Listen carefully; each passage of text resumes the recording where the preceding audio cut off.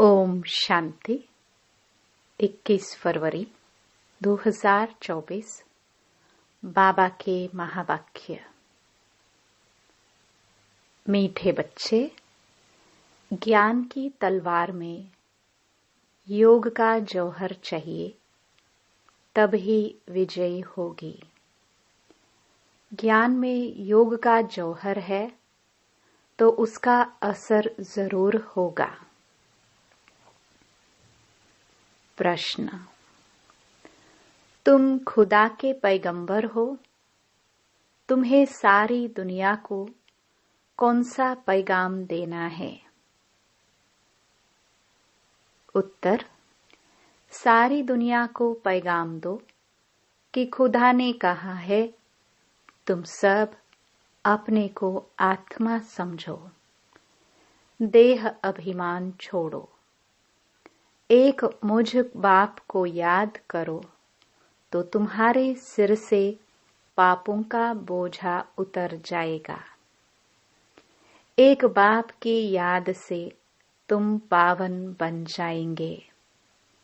अंतर्मुखी बच्चे ही ऐसा पैगाम सभी को दे सकते हैं। ओम शांति। बाप ने समझाया है कि कोई भी मनुष्य मात्र, फिर चाहे दैवी गुण वाला हो या आसुरी गुण वाला हो, उनको भगवान नहीं कह सकते। यह तो बच्चे जानते हैं। दैवी गुण वाले होते हैं सतयुग में, आसुरी गुण वाले होते हैं कलयुग में।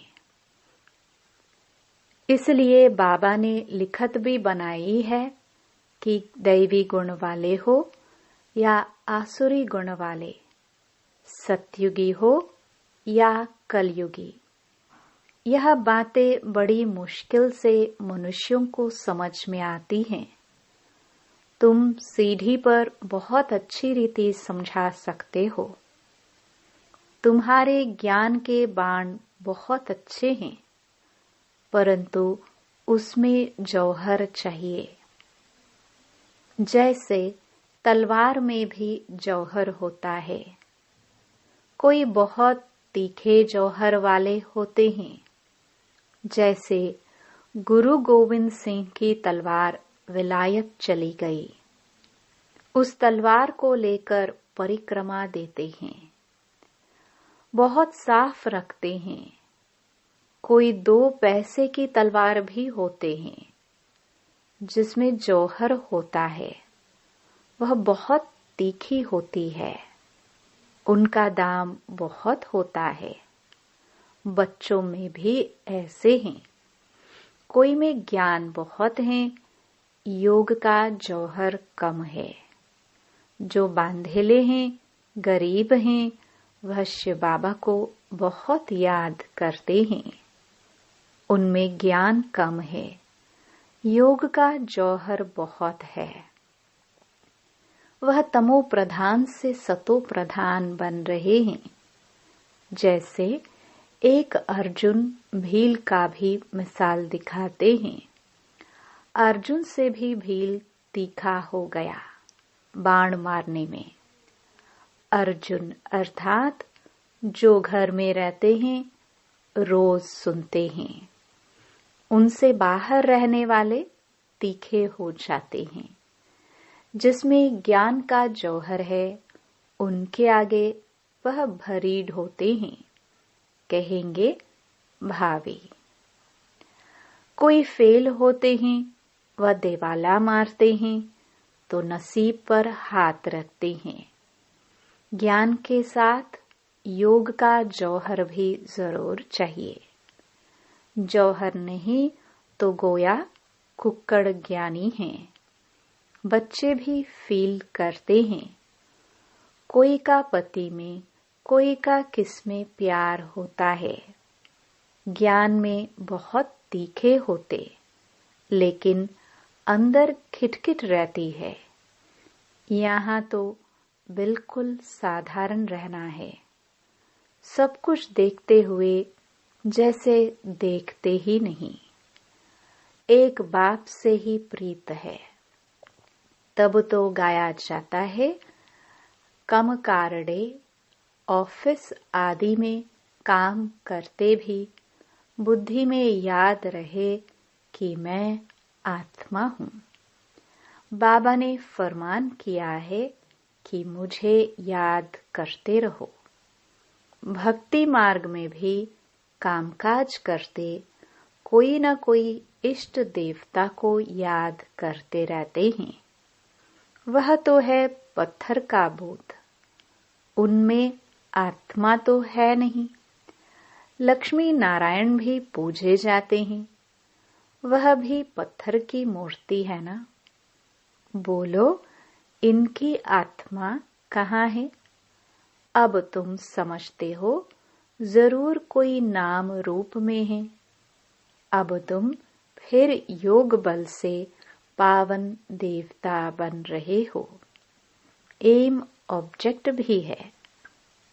दूसरी बात, बाप समझाते हैं, ज्ञान सागर और ज्ञान गंगाएं इस पुरुषोत्तम संगम युग पर ही होते हैं। बस एक ही समय पर होते हैं। ज्ञान सागर आते ही हैं कल्प के इस पुरुषोत्तम संगम युग पर। ज्ञान सागर है निराकार परमपिता परमात्मा शिव। उनको शरीर जरूर चाहिए जो बात भी कर सके। बाकी पानी की तो बात ही नहीं।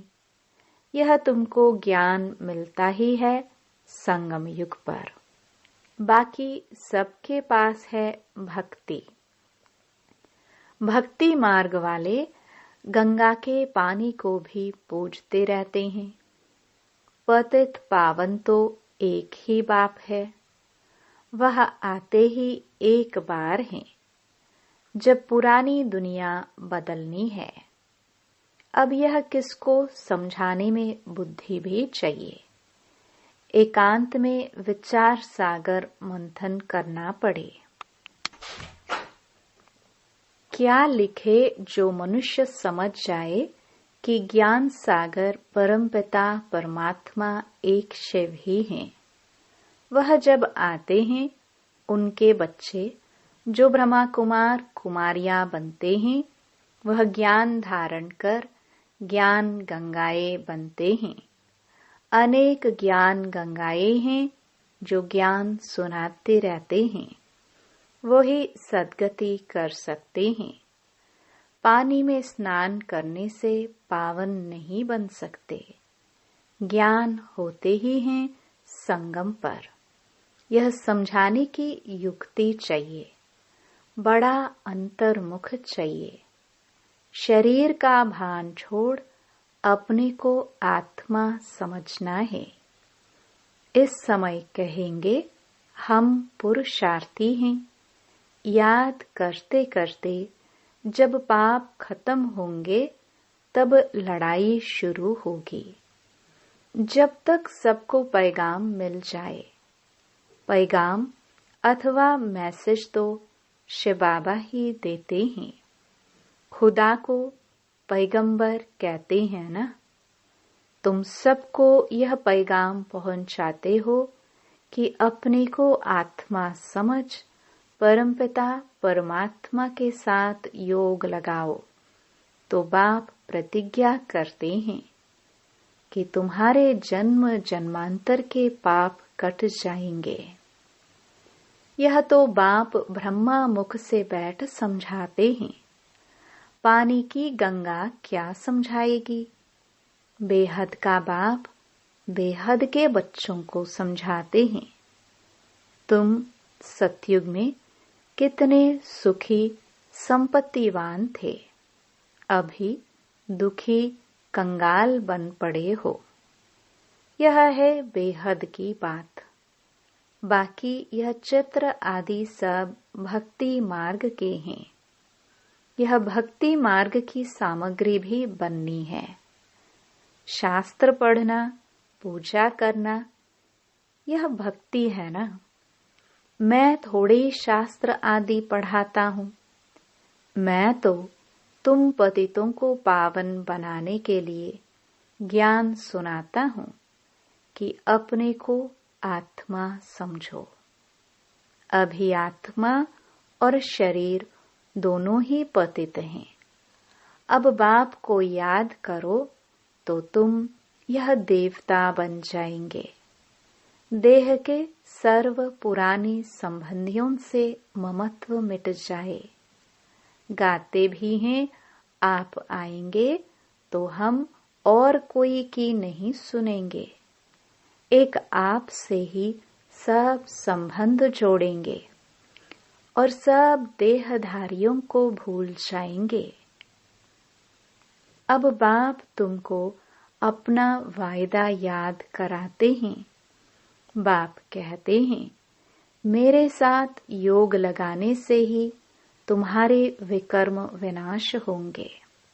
तुम नई दुनिया के मालिक बन जाएंगे। यह है एम ऑब्जेक्ट। राजाओं के साथ प्रजा भी जरूर बननी है। राजाओं को दास दासियां भी चाहिए। बाप सब बातें समझाते रहते हैं। अच्छी तरह योग में नहीं रहेंगे, दैवी गुण धारण नहीं करेंगे तो ऊंच पद कैसे पाएंगे। घर में कोई न कोई बात पर झगड़ा कलह होती है ना। बाप लिख देते हैं, तुम्हारे घर में कलह है, इसलिए ज्ञान ठहरता नहीं। बाबा पूछते हैं, स्त्री पुरुष दोनों ठीक चलते हैं? चलन बड़ी अच्छी चाहिए, क्रोध का अंश भी न रहे। अब तो दुनिया में कितना हंगामा और अशांति है। तुम्हारे में बहुत ज्ञान योग में तीखे हो जाएंगे तो और भी बहुत याद करने लग पड़ेंगे। तुम्हारी प्रैक्टिस भी अच्छी हो जाएगी और बुद्धि भी विशाल हो जाएगी। बाबा को छोटे चित्र इतने पसंद नहीं आते हैं। सब बड़े बड़े चित्र हों, बाहर मुख्य स्थानों पर रखो। जैसे नाटक के बड़े बड़े चित्र रखते हैं ना, अच्छे अच्छे चित्र बनाओ जो बिल्कुल खराब ना हो। सीढ़ी भी बहुत बड़ी बड़ी बनाकर ऐसी जगह रखो जो सबकी नजर पड़े। शीट पर ही रंग आदि ऐसा मजबूत हो जो पानी व धूप में खराब न हो।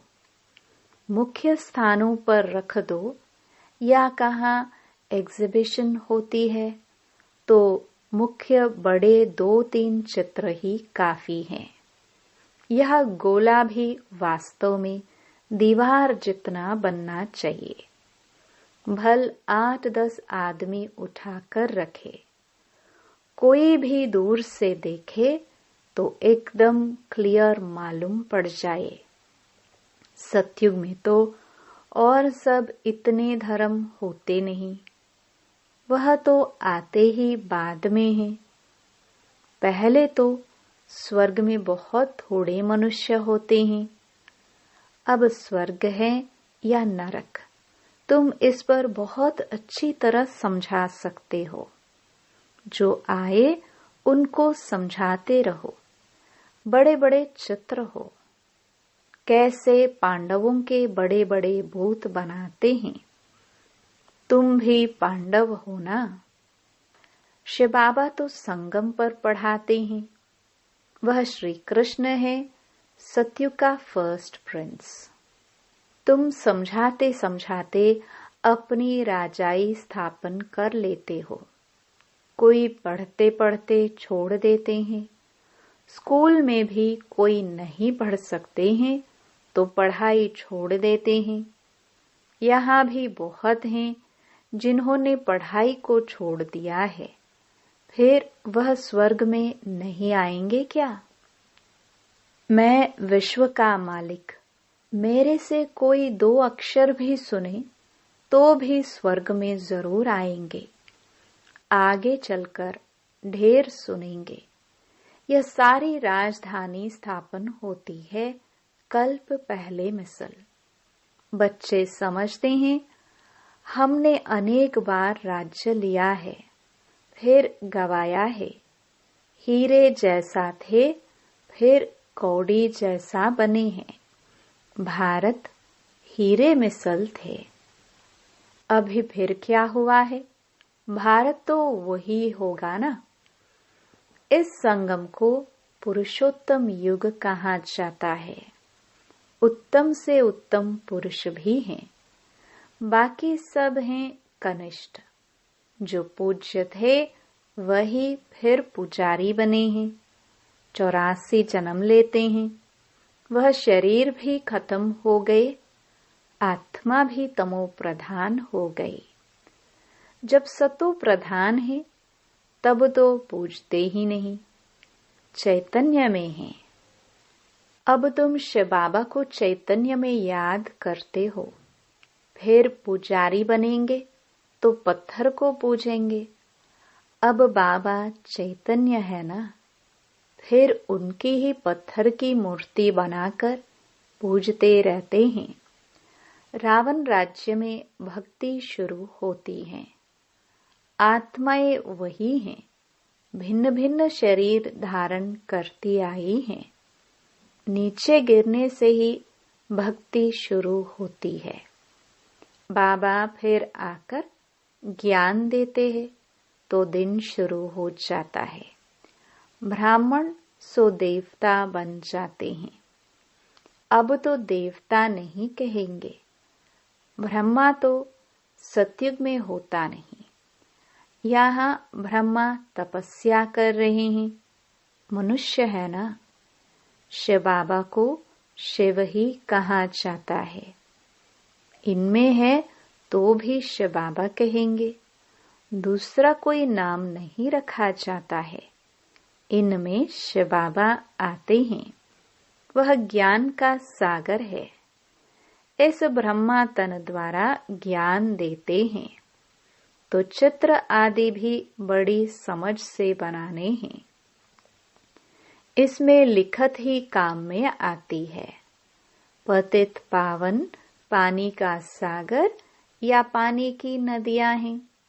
वह ज्ञान सागर और उनसे निकली हुई ज्ञान गंगाएं ब्रह्मा कुमार कुमारियां हैं। इनको ही बाप ज्ञान देते हैं। ब्रह्मा द्वारा जो ब्राह्मण बनते हैं वही फिर देवता बनते हैं। विराट रूप का चित्र भी बहुत बड़ा दिखाना है। यह है मुख्य चित्र। बाप समझाते हैं, मीठे बच्चे, तुम्हें अपनी सिविल बुद्धि बनानी है। जब बाबा देखते हैं कि इनकी क्रिमिनल आई है तो समझ जाते हैं यह चल नहीं सकेंगे। तुम्हारी आत्मा अब त्रिकालदर्शी बनती है। यह कोई विरला समझते हैं। बहुत बुद्धू हैं। बाप को फारकती दे देते हैं। यह तो बच्चे समझते हैं कि राजधानी स्थापन हो रही है, उसमें सब चाहिए। पिछाड़ी में सब साक्षात्कार होंगे। फर्स्ट क्लास दास दासियां भी बनेंगी। फर्स्ट क्लास दासी कृष्ण की पालना करेगी। बर्तन साफ करने वाली, खाना खिलाने वाली, सफाई करने वाली सब होंगी। यहाँ से ही निकलेंगी। फर्स्ट नंबर वाली जरूर अच्छा पद पाएगी। वह भासना आती है।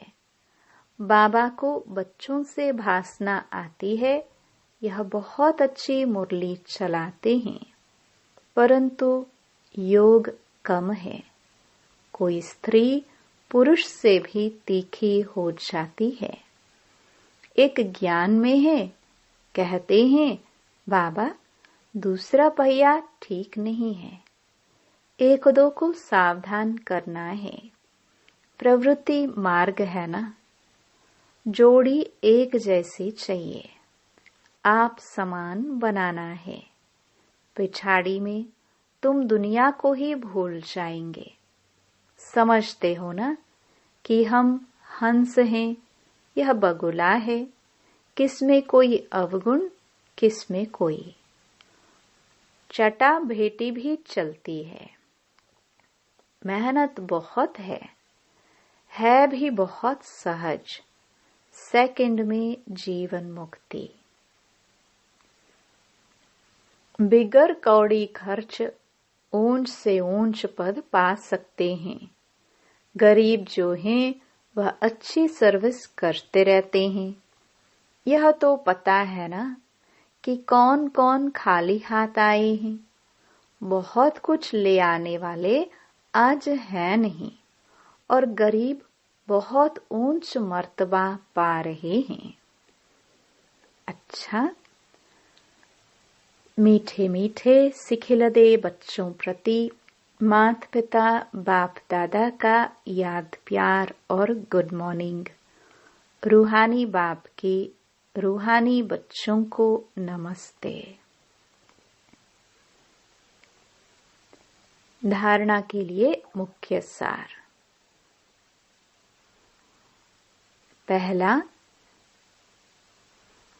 ज्ञान तलवार में याद का जौहर भरने के लिए कर्म करते अंतर्मुखी बन अभ्यास करना है कि मैं आत्मा हूँ।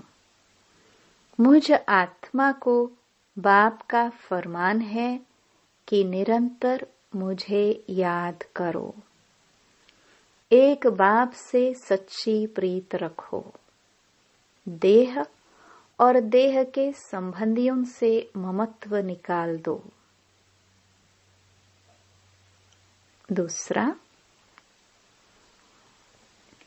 प्रवृत्ति में रहते एक दो को सावधान कर हंस बन ऊंच पद लेना है। क्रोध का अंश भी निकाल देना है। अपनी सिविल बुद्धि बनानी है। वरदान, साक्षी हो कर्मेंद्रियों से कर्म कराने वाले कर्तापन के भान से मुक्त अशरीरी भव। जब चाहो शरीर में आओ और जब चाहो अशरीरी बन जाओ। कोई कर्म करना है तो कर्मेंद्रियों का आधार लो, लेकिन आधार लेने वाली मैं आत्मा हूँ। यह नहीं भूले, करने वाली नहीं हूँ, कराने वाली हूँ। जैसे दूसरों से काम कराते हो तो उसी समय अपने को अलग समझते हो। वैसे साक्षी हो कर्मेंद्रियों से कर्म कराओ तो कर्तापन के भान से मुक्त अशरीरी बन जाएंगे। कर्म के बीच बीच में 1-2 मिनट भी अशरीरी होने का अभ्यास करो तो लास्ट समय में बहुत मदद मिलेगी। स्लोगन, विश्व राजन बनना है तो विश्व को सकाश देने वाले बनो। ओम शांति।